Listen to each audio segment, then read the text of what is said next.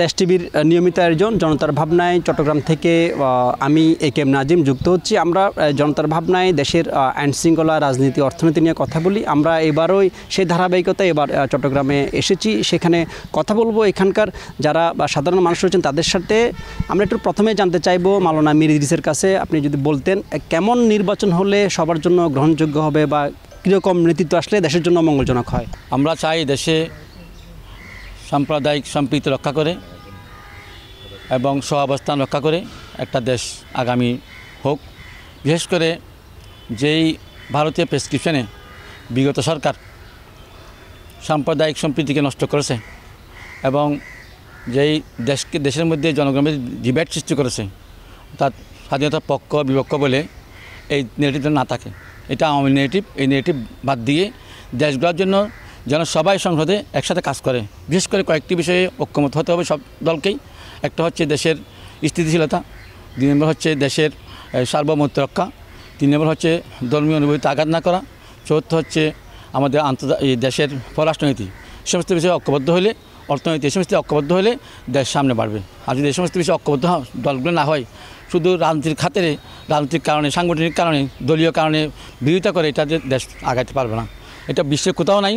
দেশ স্বাধীন হওয়ার 50 বছর পরেও একটা নেট তৈরি করে দেশের মধ্যে পক্ষ বিপক্ষ সৃষ্টি করা, এটা কোনো বিশ্বে নাই। এটা আমার দেশে এই ইন্ডিয়ান প্রেসক্রিপশন এবং আওয়ামী ছিল কি নেগেটিভ ছিল, এই নেগেটিভ থেকে মুক্ত চাই। জুলাই আন্দোলন আমাদেরকে এই বার্তা দেয়। জুলাই আমরা ঐক্যবদ্ধভাবে করেছি, আগামীতে ঐক্যবদ্ধভাবে এই দেশটা চলবে এবং আগামীতে এই দেশ সুন্দর হবে, এটা আমার আশাবাদী।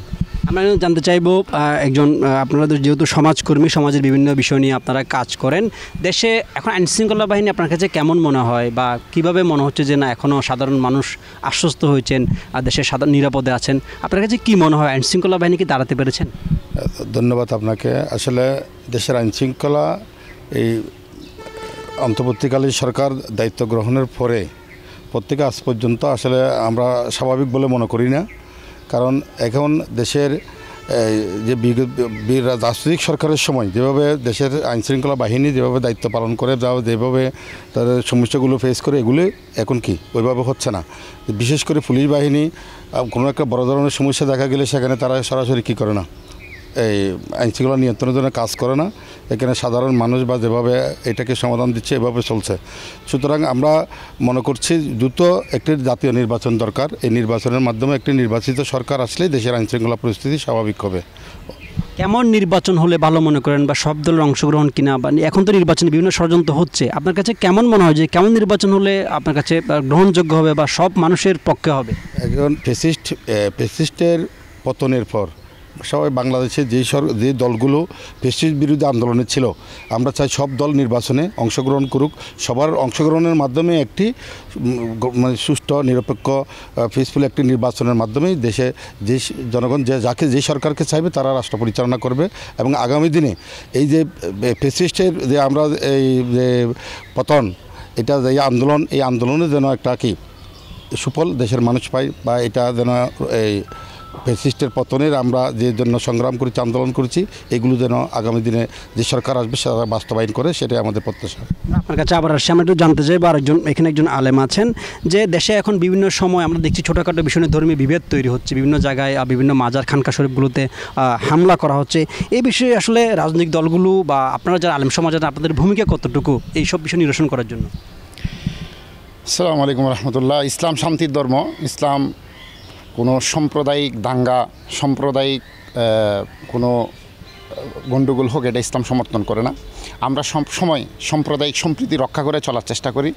বর্তমানে যেখানে মাজার ভাঙ্গা আপনি প্রশ্ন করতেছেন, মাজার এবং যেই ঘটনাগুলো হচ্ছে, এগুলা আসলে বিগত 15 বছর যারা দেশ শাসন করেছে, এই দেশে যারা ফ্যাসিস্ট কায়েম করেছে, তারা বিভিন্নভাবে বিভিন্ন পন্থায় এখানে ঢুকে এই কাজগুলা করতেছে, এখানে সাম্প্রদায়িক দাঙ্গা লাগানোর জন্য চেষ্টা করতেছে।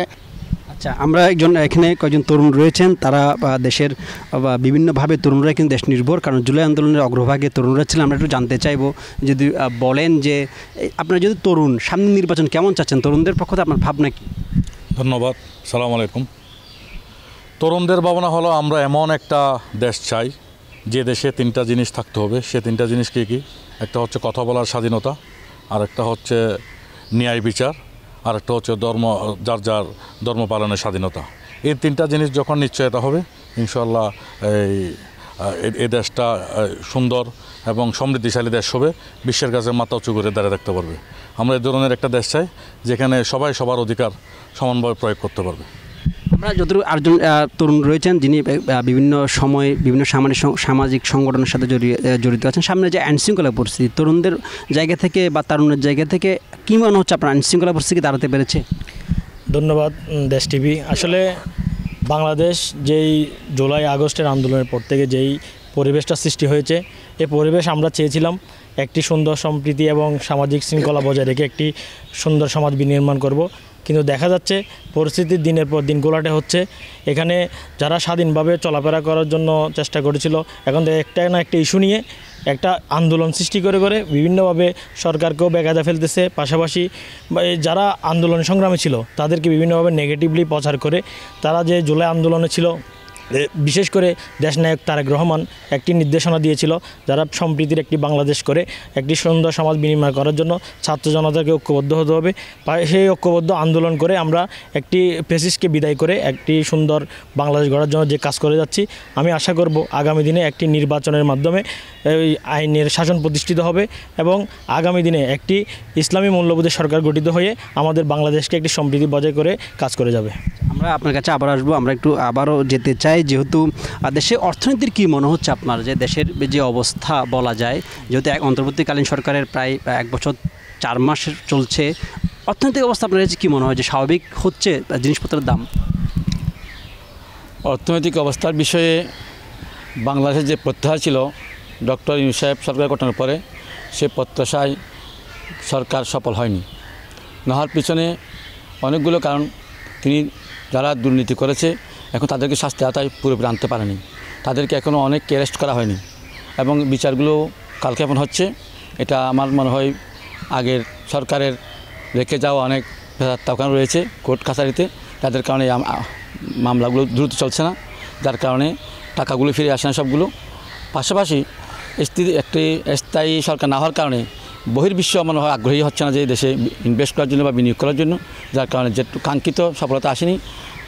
গত রমজানে যেভাবে বাজার দ্রব্যমূল্য একটা স্থিতিশীল ছিল, তখন তা নাই। বর্তমানে আবার দিন দিন প্রত্যেকটা দ্রব্যমূল্যের দাম বাড়ছে।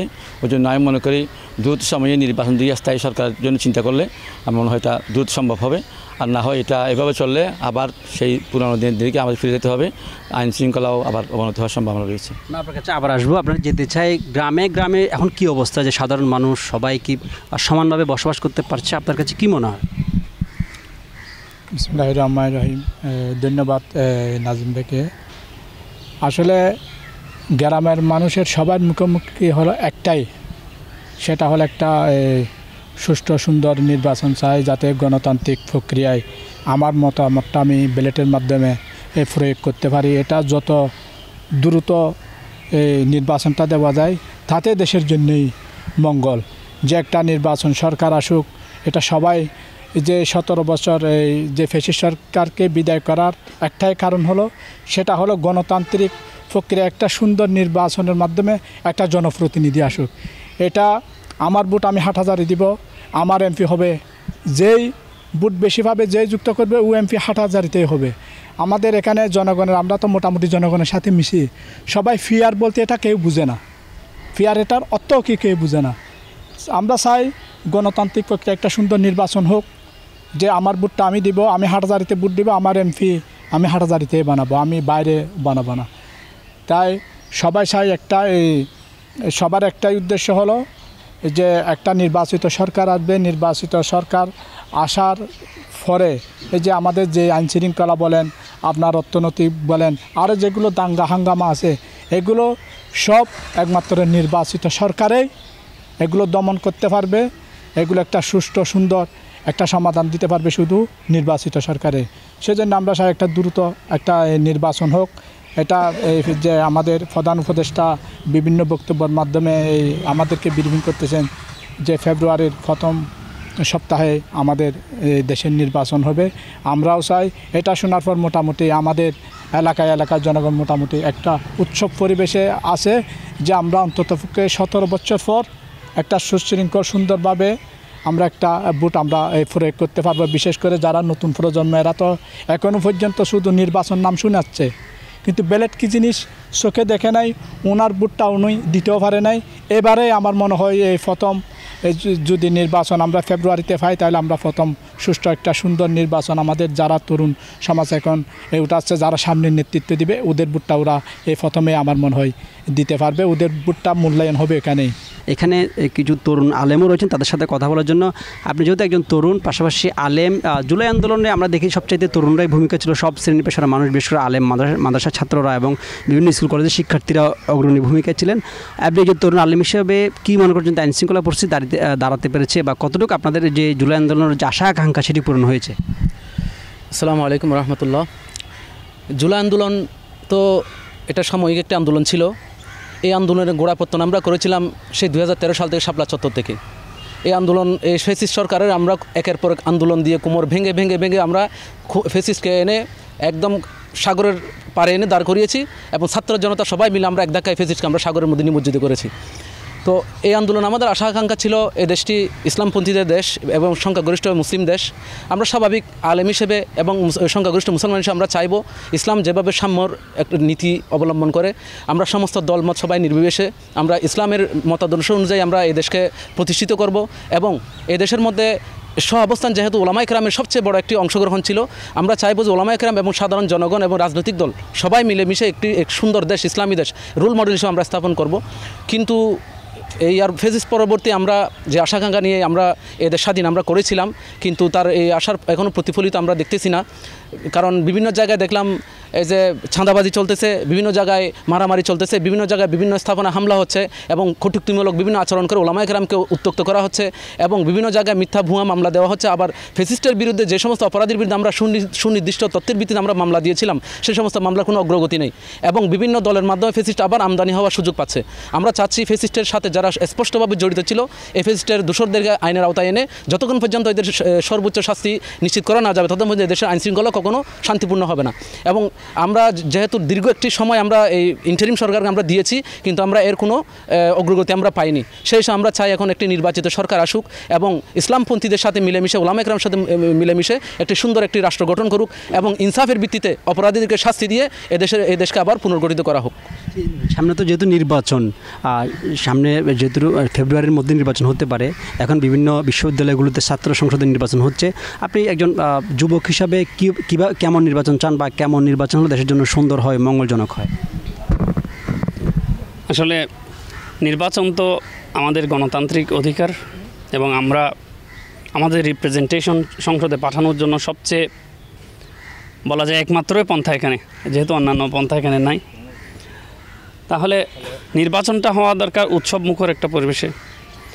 আর নির্বাচন প্রধান উপদেষ্টা ঘোষিত সময় ফেব্রুয়ারি থেকে হবে বলে আমরা আশা করছি। তবে তার আগে যৌক্তিক সংস্কারগুলো এক্সপিডিট করা দরকার। এতগুলো লাশ, এতগুলো প্রাণ শুধু নির্বাচনের জন্য মানুষ দেয় নাই। নির্বাচন একটা এজেন্ডা ওখানকার। নির্বাচন আমরা চাইব ঘোষিত সময়ের মধ্যে হোক, প্রধান উপদেষ্টা যে সময়ে বলেছিল সেই সময়ে হোক, কিন্তু তার আগে যৌক্তিক সংস্কারগুলো যেন হয়ে যায়। এতগুলা শহীদ, তাদের আত্মার শান্তি হবে যদি আগের সিস্টেমে না হয়। আগে তো আমরা দেখছিলাম দিনের ভোট রাতে হতো। তো আমরা যদি সেই ফ্যাসিবাদী 16 বছর ধরে যে বৃক্ষটা, তার শিকড় তো অনেক ডালপালা বিস্তৃত, এখন আমরা ওদের অন্তর্বর্তী সরকারের ব্যর্থতাই দেখছি বেশি আসলে। কিন্তু ঠিক আছে, সব কিছুই মিলাই, কিন্তু ওগুলো সব জঞ্জালগুলো পরিষ্কার করে 1 বছর 2 বছরের কাজ না। সামনে যারা নির্বাচিত হবেন তাদেরও কিছু কাজ আছে। তো আমরা চাইব নির্বাচন ওই সময়ে হোক, উৎসবমুখর পরিবেশ হোক, মানুষের মধ্যে যেন একটা ভীতি কাজ না করে, সবাই যেন আনন্দ উৎসবমুখর একটা পরিবেশে ইম্পার্শাল একটা নির্বাচন যেন হয়, ফ্রি ফেয়ার ইলেকশন যেটাকে আমরা বলি, আমরা ওটাই চাইব। আর সাথে প্রত্যেক এখানে আমরা চাইব যে যাতে ওই আগের মতো লেভেল প্লেয়িং ফিল্ড ছাড়া কোনো নির্বাচন আমরা চাচ্ছি না। লেভেল প্লেয়িং ফিল্ডটাও যেন একটু আগে থেকেই যেন কার্যকর করা যায়, এইটুকুই আমাদের। আরেকজন তরুণ যুবকরা যাব, যদি বলতেন যে এবার যেহেতু সামনে নির্বাচন, সাধারণ মানুষ হিসেবে বা আপনি একজন নাগরিক হিসেবে কেমন নির্বাচন হলে আপনার জন্য ভালো হয়, বা কেমন প্রার্থী আপনারা চান? বিসমিল্লাহির রহমানির রহিম। নাজিম ভাই, দেশ টিভি আপনাকে ধন্যবাদ। তো আমরা তো আসলে অতীতে যে নির্বাচন হয়েছে 15টা বছর, আমরা 16টা বছর নির্বাচন দেখেছি। সেই নির্বাচন আমাদেরকে একটা জিনিস দেখিয়ে দিয়েছে যে নির্বাচনটা কেমন হওয়া দরকার, যে নির্বাচনের মাধ্যমে দেশের গণতন্ত্র ফিরে আসবে। সেইটা তো আমরা ধাপে ধাপে বুঝেছি, বোঝার তো কোনো শেষ নেই। তো এমন একটা নির্বাচন হওয়া দরকার যে দেশে গণতন্ত্র অধিকার ফিরে আসে। সেই গণতন্ত্র ফিরে আসলে আমাদের দেশের আইন শৃঙ্খলা থেকে শুরু করে সমস্ত কিছু ভালো থাকবে, সুন্দর থাকবে এবং নির্বাচনে যে মানে ব্যক্তিরা অংশগ্রহণ করবে, যারা মনোনয়ন নিবে, তাদেরকে অবশ্যই দেশের জনগণের প্রতি, দেশের প্রতি মায়া সহনশীলতা রাখে চলতে হবে, এটাই আমার প্রত্যাশা। জি, যেহেতু এখন ঢাকা, চট্টগ্রাম সহ বিভিন্ন পাবলিক বিশ্ববিদ্যালয়গুলোতে ছাত্র সংসদ নির্বাচন হচ্ছে, সামনে যেহেতু জাতীয় নির্বাচনের যে ঢামাডোল সেটি চলছে, এখন বিভিন্ন জন বলছে সংস্কার ছাড়া নির্বাচন নয়। তবে আপনি একজন সাধারণ মানুষ হিসেবে, যেহেতু বা বিভিন্ন বিশ্ববিদ্যালয়গুলোর নির্বাচনের পাশাপাশি জাতীয় নির্বাচনও সামনে আসন্ন, তো কেমন নির্বাচন চাচ্ছেন বা কেমন নির্বাচন হলে আইনশৃঙ্খলা পরিস্থিতি কেমন হলে নির্বাচন গ্রহণযোগ্য বা ভালো হবে আপনার কাছে কেমন মনে হয়? ধন্যবাদ। আসলে ফ্যাসিস্ট বিরোধী আন্দোলন দীর্ঘ 16 বছর, এই 16 বছরেই ফ্যাসিস্ট বাংলাদেশের প্রতিটা জায়গায় আঘাত করেছে। ধর্মের উপর আঘাত করেছে, মানুষের গণতন্ত্রের উপর আঘাত করেছে, কথা বলার স্বাধীনতার উপর আঘাত করেছে, বিচার ব্যবস্থার উপর আঘাত করেছে। বলতে গেলে বাংলাদেশের প্রতিটি গণতান্ত্রিক প্রতিষ্ঠানের উপর কী করেছে, তারা আঘাত করেছে। তো আজকে বাংলাদেশের প্রত্যেকটি প্রতিষ্ঠান মানে তাদের এই ফ্যাসিস্টের সময় দলীয়করণ বা তাদের ফ্যাসিস্টের মানে কি আজ্ঞাবহ ছিল। সুতরাং এই যে এখন ইন্টারিম সরকার যে আসছে, তারা 1 বছরের মধ্যে বা 1 বছরের অতিরিক্ত সময়ের মধ্যে তাদের থেকে আমরা যতটুকু প্রত্যাশা করেছিলাম সেটুকু আমরা আমাদেরকে আশাহত হয়েছি। কারণ এই সরকার আসার পর আমরা মনে করেছিলাম এই যে ফ্যাসিস্টের যতগুলো পদচিহ্ন আছে বা ফ্যাসিস্টের যত জায়গায় ফ্যাসিস্টের আগে আছে তারা আছে, তাদেরকে প্রথমেই কী করবে, তাদের বিরুদ্ধে ব্যবস্থা নেবে। এই প্রতিষ্ঠানগুলো সব আপনার এই সাংবিধানিক প্রতিষ্ঠানগুলো তাদের সব অবস্থানে ফিরিয়ে আনবে। কিন্তু আমরা যেটা মনে করতেছি, এই যেটুকু আমরা আশা করছিলাম সেভাবে কি হয় নাই। এরপরেও এখানে এই যখন ইন্টারিম সরকার আজকে তারা আগামী ফেব্রুয়ারিতে নির্বাচনের আপনার একটা রোডম্যাপ ঘোষণা করেছেন। আমরা আশা করব ওই নির্ধারিত টাইমে যেন নির্বাচন হয়। কারণ নির্বাচিত সরকার না আসলে এদেশের আইনশৃঙ্খলা পরিস্থিতি, অর্থনৈতিক উন্নতি এবং দেশের সার্বভৌমত্ব রক্ষা করা কঠিন হবে বলে আমরা মনে করি।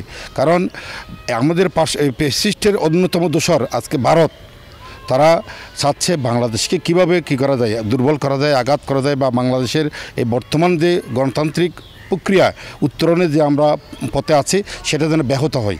তারা চাচ্ছে আবার এই ফ্যাসিস্টকে ফিরিয়ে আনার জন্য বিভিন্ন ষড়যন্ত্র করছে, আমরা শুনতে পাচ্ছি। সুতরাং আমাদের আশা হচ্ছে দ্রুত মানে এই একটা জাতীয় নির্বাচন, সেই নির্বাচনের মাধ্যমেই বাংলাদেশের জনগণের প্রত্যক্ষ ভোটে যারা নির্বাচিত হবেন, যারা সরকার গঠন করবেন, তাদের কাছে আমাদের প্রত্যাশা হচ্ছে নতুন একটি বাংলাদেশ। যেই 15-16 বছর এই দেশের মানুষ যে মানে ফ্যাসিস্টের বিরুদ্ধে আন্দোলন করেছে, আমাদের হাজার হাজার আলেম ওলামা, রাজনৈতিক নেতৃবৃন্দ জীবন দিয়েছেন, শহীদ হয়েছেন, জেল কাটেছেন। শুধু একটি উদ্দেশ্য, সেটা হচ্ছে নতুন একটি বাংলাদেশ। আমরা আর পুরনো বাংলাদেশে দেখতে চাই না, আমরা নতুন একটি বাংলাদেশ দেখতে চাই, যেখানে বাংলাদেশের মানুষের কথা বলার স্বাধীনতা থাকবে, যেখানে মানুষের ভোটের অধিকার থাকবে, যেখানে ন্যায় বিচার থাকবে, যেখানে মানুষের আলেম ওলামাদের তাদের ধর্মীয় স্বাধীনতা থাকবে। এইগুলো যেন আমরা আগামী বাংলাদেশের কাছে বাংলাদেশ চাই, আমরা সেই বাংলাদেশের জন্য এইগুলি সবগুলো থাকে। সেই জন্যই এই ফ্যাসিস্টের বিরুদ্ধে এত মানুষের জীবন দেওয়া, এত মানুষের আত্মাহুতি। সুতরাং আমরা এই প্রত্যেকের কাছে যারা ফ্যাসিস্ট বিরোধী আন্দোলনে যে রাজনৈতিক দলগুলো ছিল, আমরা প্রত্যেকের ঐক্য চাই। ঐক্যবদ্ধ থেকে তারা যেন সম্মিলিতভাবে এই দেশকে সামনের দিকে এগিয়ে নিয়ে যায়। এবং আমাদের এই যে আপনার ফ্যাসিস্ট বিরোধী আন্দোলনে আমাদের রাজনৈতিক দলগুলোর মধ্যে ইতিমধ্যে কিছুটা অনৈক্য আছে। আমরা আশা করব এটা দেশের স্বার্থে আমরা যেন সবাই এক কাতার এসে, এক সুরে এসে ফ্যাসিস্টের আমরা আগামী দিন আর উত্থান হতে না পারে সেটা যেন আমরা নিশ্চিত করি। শিক্ষা ব্যবস্থা কেমন চান? যখন বিভিন্ন স্কুল কলেজ মাদ্রাসায় কেমন শিক্ষা ব্যবস্থা হলে বা শিক্ষার্থীদের জন্য, ছেলে মেয়েদের জন্য ভালো হয়, কী মনে করেন? ধন্যবাদ আপনার এই প্রশ্নের জন্য আজিম ভাই। যে কোনো জাতির শিক্ষা ব্যবস্থায় প্রথমত তার জাতীয় সত্তাকে রক্ষা করেই শিক্ষা ব্যবস্থা প্রণয়ন করতে হবে। এই দেশে সংখ্যাগরিষ্ঠতা 92% মুসলিম। এদের শিক্ষা ব্যবস্থায় ইসলাম থাকতে হবে প্রথম, এবং ইসলাম কোনো ধর্মীয় শিক্ষা ছাড়া কখনোই আদর্শ নাগরিক তৈরি হতে পারে না। বিগত সরকার সেই শিক্ষা ধ্বংস করে দিয়েছে, যেখান থেকে বর্তমান স্কুল কলেজ থেকে আমরা যা পাচ্ছি ইয়াবা সেবী বা বিভিন্ন রকমের কালচারের লোক তৈরি হচ্ছে, তার কারণে শিক্ষা ব্যবস্থা ধ্বংস করা হয়েছে। ওই জন্য আমরা চাই এদেশের সংখ্যাগরিষ্ঠ মানুষের চিন্তা চেতনা তাহাজিদ তামাদ্দুন ওদের কি আপনার কালচারকে রক্ষা করে প্রত্যেক স্তরে দিনী শিক্ষা বাধ্যতামূলক করে এবং প্রত্যেক স্তরে দিনী শিক্ষার শিক্ষক নিয়োগ দিয়ে, যেমন নাকি এই কয়েকদিন আগে দেখলাম আমরা আবার আমাদের প্রাথমিক শিক্ষা ব্যবস্থায় সঙ্গীতের টিচার নিয়োগ দেওয়া হয়েছে। অথচ সঙ্গীতটা হচ্ছে ঐচ্ছিক একটা বিষয়, ঐচ্ছিক বিষয়ের জন্য নিয়োগ দেওয়া হয়েছে শিক্ষক, কিন্তু ধর্মীয় বিষয় হচ্ছে আমাদের পাঠ্যপুস্তকে বাধ্যতামূলক আছে শিক্ষা ব্যবস্থায়, কিন্তু ধর্মীয় কোনো শিক্ষক নাই, অলরেডি নেই।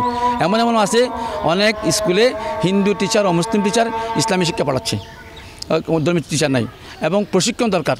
তো নামাজ হচ্ছে ইসলাম বাধ্যতামূলক একটা বিধান, এটা নামাজ পড়ানোর জন্য বা নামাজ প্রশিক্ষণ দেওয়ার জন্য কোনো ইমাম নাই স্কুলে, কিন্তু নিয়োগ দেওয়া হচ্ছে কি, এটা হচ্ছে ঐচ্ছিক বিষয় গুরুত্ব দেওয়া হচ্ছে, আর যেটা স্থায়ী বিষয় আমাদের জরুরি বিষয় এটাকে গুরুত্ব দেওয়া হচ্ছে না।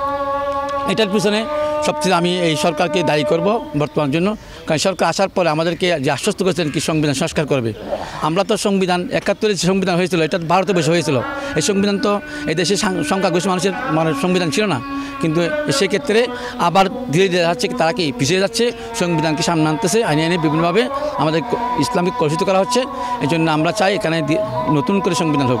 এই জন্য জাতীয় হওয়া দরকার ছিল বিপ্লবী সরকার, যাতে করে সব কিছু নতুন করে করা যায়, এটা হয় নাই। পরে আশা ছিল আমাদের জাতীয় সরকার হোক, সব দল থেকে বিজ্ঞ যোগ্য তাদের পরামর্শে উপদেষ্টা নিয়োগ দেওয়া হবে, তাও হয় নাই। এনজিওদের কিছু লোক এমনভাবে আনা হয়েছে যারা কি বিদেশ থেকে আসতে দেশের সাথে সারা কোনো সম্পর্ক নাই, তাদের সাথে কি জনগণের সাথে সম্পৃক্ত নাই, যার কারণে তারা কি বিদেশের প্রেসক্রিপশনে দেশ চালাচ্ছে। দেখেন দেশের শিক্ষা ব্যবস্থার মধ্যে 1% নিয়োগ দেওয়া বলা হয়েছে কি জন্য, ট্রান্সজেন্ডারদেরকে, অর্থাৎ তৃতীয় লিঙ্গ ঠিক আছে, কিন্তু তৃতীয় লিঙ্গ কারা, হিজড়াদেরকে আমি জানতাম, এখন ট্রান্সজেন্ডার একটা হচ্ছে। এই ট্রান্সজেন্ডার সংস্কৃতি আসলে দেশটা ধ্বংস হবে কয়েক দিক থেকে, শিক্ষা ব্যবস্থা ধ্বংস হবে একদিক দিয়ে, 2 নম্বর কালচার নষ্ট হবে, 3 নম্বর যেটা হবে আমাদের যুব সমাজ স্বাস্থ্যগতভাবে দুর্বল হয়ে যাবে এবং তাদের ব্যক্তিত্ব হারাবে, এবং আমাদের আগামীতে ট্রান্সজেন্ডার যদি দেশে বৈধ করা হয় এই দেশে মানুষের কি জনসংখ্যা হ্রাস পাবে, যেটাকে আজকে আমাদের দেশে রাষ্ট্র ছোট, কিন্তু আমরা 18 কোটি মানুষের কারণে বহির্বিশ্ব থেকে ভয় পাই, কিন্তু সেই জনশক্তি হ্রাস পাবে। ওই জন্য আমরা চাই না এদেরকে জন্য পোস্ট রাখা হয়েছে 1%, কিন্তু ইসলামী শিক্ষার জন্য ইসলাম শিক্ষক এবং মুসলিম শিক্ষক রাখা হচ্ছে না। এটা হচ্ছে আমরা এই সরকারের এই দ্বিমুখী নীতির জন্য আমরা অত্যন্ত হতাশ। ওই জন্য চাচ্ছি কি এই সরকার তাড়াতাড়ি নির্বাচন দিয়ে এই সরকার বিদায় নিক, যাতে করে আমরা এই জনগণের সম্পৃক্ততায় ওলামা একরামের মধ্যস্থতায় দেশে একটা সুন্দর সরকার হোক, যারা কি সহাবস্থান নিশ্চিত করে দেশের সংখ্যাগরিষ্ঠ মানুষের চিন্তা চেতনাকে মূল্যায়ন করে, এবং ধর্মীয় দিক থেকে যারা যে ধর্মে আছে প্রত্যেকের কি তাদের স্বাধীনতা দিয়ে একটা সরকার হোক, এটা আমরা চাই। শিক্ষার্থী হিসাবে বিভিন্ন বিশ্ববিদ্যালয়গুলোতে এখন নির্বাচন হচ্ছে, সব শ্রেণীর পেশার শিক্ষার্থী বা সব দলের যারা রাজনৈতিক দলের কর্মীরা রয়েছেন তারা বিভিন্ন বিশ্ববিদ্যালয়গুলোতে কলেজগুলোতে রাজনীতি করছেন, পাশাপাশি শিক্ষা ব্যবস্থা চালিয়ে যাচ্ছেন। তো এক্ষেত্রে আপনি কেমন শিক্ষা ব্যবস্থা চাচ্ছেন? বিশ্ববিদ্যালয় কলেজগুলোতে বিভিন্ন রাজনৈতিক দলের যারা সহকর্মীরা রয়েছেন তাদের কেমন কি প্রত্যাশা আছে? আমার প্রত্যাশা হলো আমাদের যেসব ইউনিভার্সিটিতে আছে ইউনিভার্সিটিগুলোতে এমন শিক্ষা ব্যবস্থা হবে যেটার মাধ্যমে এখান থেকে আমাদের ছাত্ররা লেখাপড়া শেষ করার পর যেন এই বাংলাদেশের জন্য অবদান রাখতে পারে, এবং পৃথিবীতে যে নানান সেক্টরে নানান সাইডে অবদান রাখতে পারে, সেটা বিজ্ঞান হতে পারে, সেটা আপনার কারিগরি ইয়াতে হতে পারে, এওমেটিক ইঞ্জিনিয়ারিং হতে পারে, আরও অনেক ভালো ভালো সেক্টর, গবেষণা সেক্টর আছে যেখান থেকে বারো গবেষণা করে বাংলাদেশের ছেলেরা বিভিন্ন জায়গায় অবদান রাখতে পারবে। সুতরাং আমি এমন শিক্ষা ব্যবস্থা চাই যে শিক্ষা ব্যবস্থার মাধ্যমে এই দেশ যেন আগামীতে বাংলাদেশকে রিপ্রেজেন্ট করতে পারে বিশ্বের দরবারে গিয়ে। আমাদেরকে অনেক জায়গায়, আপনি জানেন নাজিম ভাই, আমাদের পার্শ্ববর্তী দেশের কথা বলি, আমি কয়েকবার এখানে গিয়েছি বিভিন্ন কাজে, ওইখানে আমাদেরকে অনেকটা ছোট করে দেখা হয়। কেন দেখা হয়? সেটা শিক্ষা ব্যবস্থার কারণে। তো আমাদের শিক্ষা ব্যবস্থা যদি স্ট্রং হতো তাহলে আমাদেরকে ওরা কি একটা সম্মান করতো।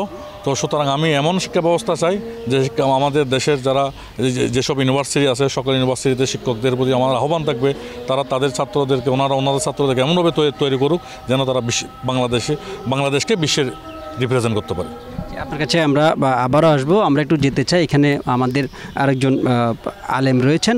আসলে দেশের যে এখন অবস্থা, অর্থনৈতিক অবস্থা 1 বছরে 1 বছর 4 মাস চলছে এই সরকারের, আপনার কাছে কেমন মনে হয় যে অর্থনৈতিক অবস্থা কতটুকু দাঁড়াতে পেরেছে? দেশের বর্তমান অর্থমন্ত্রী বিগত 15 বছরের চেয়ে আমি ব্যক্তিগত মনে করি ভালো আছে, কিন্তু সরকার যদি আরও একটু দূরদর্শিতার পরিচয় দিত দেশের অর্থনীতি ঘুরে যেত। সরকার যখন প্রথম সরকার গঠন করেছে, সরকারের উচিত ছিল অথবা করা দরকার ছিল বিগত সময়ে যে সমস্ত দুর্নীতি ছিল, দুর্নীতিবাজ ছিল, দ্রুত তাদেরকে গ্রেফতার করা এবং এয়ারফুট ব্লক করা। কিন্তু যারা শ্রেষ্ঠ দুর্নীতিবাজ তাদেরকে রাষ্ট্রীয় সহায়তায়, প্রশাসনিক সহায়তায় দেশের বাইরে পাঠিয়ে দিয়েছে। সে কারণে একটা অর্থনৈতিক ধাক্কা লেগেছে। দ্বিতীয় যেটা করা দরকার ছিল, দেশে প্রচলিত যে মুদ্রাগুলো, নোটগুলো আছে এখন 1000 টাকা, 500 টাকা, 200 টাকা, 100 টাকা, এই নোটগুলা 15 দিন 1 মাস সময় দিয়ে নোটগুলো ব্যান করে দেওয়া দরকার ছিল। নতুন করে নোট ছাপানো দরকার ছিল। যদি নতুন করে নোট ছাপাইতো, এই নোটগুলো যদি ব্যান করে দিত, তাহলে যারা দুর্নীতি করে লকারের মধ্যে টাকা ঢুকাই ফেলছে, যারা দুর্নীতি করে ব্যাংকে টাকা নেয় নাই, জমা করে নাই, অন্যত্র সরাই ফেলছে, ওই টাকাগুলো দ্রুত ব্যাংকের মধ্যে কী করে দিতে হতো, জমা করে দিতে হতো। এগুলো সব কাউন্ট হয়ে যেত, টাকাগুলো চলে আসতো অর্থনীতির মধ্যে, দেশীয়ভাবে অর্থনীতির সুবিধাটা পাইতো। কিন্তু এখন ওইটা না করাতে যারা দুর্নীতি করছে ওরা এগুলো বুক করতেছে, ওরা এগুলো গোপনে রাখতেছে, বিভিন্ন জায়গায় রাখতেছে, মাটির তলায় রাখতেছে, লকারে রাখতেছে, ঘরের ভিতর রাখতেছে, রেখে রেখে এগুলো বুক করতেছে, ক্রাইম করতেছে এগুলো নিয়ে। আজকে আপনারা কিছুদিন আগে দেখছেন ভারতে বসে মিটিং করে বাংলাদেশকে অস্থিতিশীল করার জন্য, বাংলাদেশের সাম্প্রদায়িক দাঙ্গা লাগানোর জন্য, বাংলাদেশের আইনশৃঙ্খলা অবনতি করার জন্য, বাংলাদেশের বিশৃঙ্খলা সৃষ্টি করার জন্য, নির্বাচন বানচাল করার জন্য এই 4,500 কোটি টাকা একটি দুর্নীতিবাজ কোম্পানি কি দিছে, বরাদ্দ দিছে। আপনারা দেখছেন এটা এরকম সব জায়গায় হচ্ছে। দেশের বাইরে আপনার লন্ডন, আমেরিকা, কানাডাতে, দুবাইতে, আমারতে বাংলাদেশের হাজার হাজার কোটি টাকা যেগুলো পাচার করে ফেলছে, এগুলো দেশে ফিরে আনার ব্যাপারে এই সরকারের দৃশ্যনীয় কোনো পদক্ষেপ আমরা এই পর্যন্ত দেখতে পারি নাই। আমরা একেবারে শেষ পর্যায়ে চলে এসেছি। আমরা আরেকজন তরুণের কাছে যাব। যেহেতু এই সরকারের 1 বছর 4 মাস, জুলাই 1 বছর প্রায় 4 মাসের কাছাকাছি, তো এই জুলাই আন্দোলনের যে অভ্যুত্থানের পরে আপনারা তরুণ হিসেবে আপনাদের প্রত্যাশা কতটুকু পূরণ করতে পারে যদি বলতেন? আসলে জুলাই আন্দোলনটা হয়েছে একটা প্রত্যাশা নিয়ে। এই প্রত্যাশা পূরণের জন্য চেষ্টা করেও আমরা সফল হতে পারি না, কারণ দেখা যাচ্ছে বিগত সরকার আমলে যেই মামলাগুলো হয়েছে আমাদেরকে এখন কোর্টের বারান্দায় গিয়ে এখন হাজিরা দিতে হচ্ছে। আমাদের মামলাগুলো এখনও শেষ হয় নাই, আরও নতুনভাবে ওয়ারেন্ট ইস্যু করে আমাদেরকে নেতাকর্মীদেরকে ঘরে ঘরে গিয়ে হয়রানি করা হচ্ছে। আমি আশা করব দ্রুত সময়ের মধ্যে এই মামলাগুলো প্রত্যাহার করে আমাদেরকে মামলা থেকে অব্যাহতি দিবে। পাশাপাশি দেশের কাজ করার জন্য যে সকল মিথ্যা মামলা স্বৈরাচার শেখ হাসিনা করে গেছে, এই শেখ হাসিনার আমলে যে মামলাগুলো হয়েছে মিথ্যা বানোয়াট, এই মামলাগুলো শেষ করে একটি সুন্দর সমাজ বিনির্মাণে কাজ করে যাবে। আপনি একজন আলেম হিসেবে যেই সরকার, অন্তর্বর্তী সরকারের যে আপনাদের যে প্রত্যাশা ছিল জুলাই অভ্যুত্থানের, সেই প্রত্যাশা আপনাদের পূরণ হয়েছে কিনা? আমাদের প্রত্যাশা তো শুধু আমাদের প্রত্যাশা না, এটা জাতির প্রত্যাশা ছিল, আমাদের প্রত্যেকটা প্রত্যাশা। কেন? ওলামায়ে কেরাম নিঃস্বার্থভাবে দেশের জন্য কাজ করেন। ওলামায়ে কেরামের চাহিদা পূরণ হলেই দেশের স্বার্থ, দেশের জাতির স্বার্থ পূর্ণ হবে বলে আমি মনে করি। সেই হিসেবে এই আমাদের বিরুদ্ধে যে সমস্ত মামলা হয়েছিল ফ্যাসিস্টের যুগে, যে সমস্ত মিথ্যা মামলা হয়েছিল এবং ওলামায়ে কেরামকে সে আবহমান কাল ধরে জুলুম নির্যাতন করে এবং বিভিন্ন মিথ্যা মামলায় ফাঁসিয়ে লক্ষ লক্ষ আলেমকে এই যে ইয়ার মধ্যে আয়নাঘর হইতে নিয়ে এবং বিভিন্ন কারাগারের মধ্যে নৃশংস অমানবিকভাবে বন্দী রেখেছিল, এই সমস্ত মামলাগুলো এখনও পর্যন্ত অনেকগুলো মামলা রয়ে গেছে যেগুলো এখনও পর্যন্ত কোনো ধরনের ইয়া হয়নি, সংসদ এই মামলাগুলো প্রত্যাহার হয়নি। আমরা প্রত্যাহারের আবেদন করেছি, আমরা সব জায়গায় আমরা সব যতভাবে আমরা ইয়া করা লাগে আমরা সব করেছি, কিন্তু দৃশ্যমান এখনও পর্যন্ত কোনো এগুলোর অগ্রগতি হয়নি। আর তাছাড়া প্রত্যাশা ছিল এটাই যে আমরা সামাজিক অবস্থানে থাকবো, আমরা বিভিন্নভাবে আমরা যে সমাজে যে সমস্ত অনিয়ম রয়েছে, দুর্নীতি রয়েছে, এগুলোর বিরুদ্ধে আমরা সোচ্চার থেকে সমাজকে একটা শান্তিপূর্ণ সমাজে বিনির্মাণ করব। কিন্তু সরকারের সহযোগিতা না থাকার কারণে বারবার ওলামায়ে কেরামের সাথে বিভিন্ন উগ্রপন্থী সংগঠনের সাথে আমাদের দূরত্ব সৃষ্টি হচ্ছে। তারা বিভিন্ন উস্কানি, বিভিন্ন ইয়া করে ধর্মীয় স্থাপনা হামলা করে ইয়া করে এমন একটা পরিবেশ সৃষ্টি করে রাখছে, আইনের শাসন প্রতিষ্ঠিত না হওয়ার কারণে অপরাধীরা খুব সহজভাবে পার পেয়ে যাচ্ছে। আমরা চাচ্ছি আইনের শাসন প্রতিষ্ঠিত হোক। আর এখনও পর্যন্ত প্রশাসনের ভিতরে ফ্যাসিস্টের দোসররা গাপটি মেরে আছে। প্রশাসন হলো দেশের শান্তি শৃঙ্খলা রক্ষার জন্য একটি নিয়োজিত বাহিনী, যার জনগণের টাকার উপর ট্যাক্সের উপর পরিচালিত হয়। জনগণের টাকা খেয়ে জনগণের ট্যাক্সের উপর পরিচালিত হয়ে যদি এই সংস্থা যদি কোনো কাজ না করে তাহলে দেশে কীভাবে শান্তি হবে? আমি চাই ইন্টারিমের কাছে এখনও পর্যন্ত সময় সুযোগ আছে, আপনারা নির্বাচন দিবেন ঠিক আছে, কিন্তু প্রশাসনকে যদি আপনারা ক্লিয়ার না করেন, পরিষ্কার না করেন, প্রশাসনের ভিতরে ঘাপটি মেরে থাকা এই সমস্ত ফ্যাসিস্টের দোষদেরকে চিহ্নিত করে যদি আইনের আওতায় না আনেন, তাহলে এখানে শান্তিপূর্ণ নির্বাচন তো দূরের কথা, মানুষের জাতির কোনো শান্তিপূর্ণ ঘুমও হবে বলে আমি মনে করি না। আজকে এখানে শেষ করছি দেশ টিভিতে নিয়মিত আয়োজন জনতার ভাবনা। আগামীতে অন্য কোথাও আবারও দেখা হবে, সেই সময় নিয়ে সঙ্গে থাকুন দেশ টিভির সাথে। আসসালামু আলাইকুম।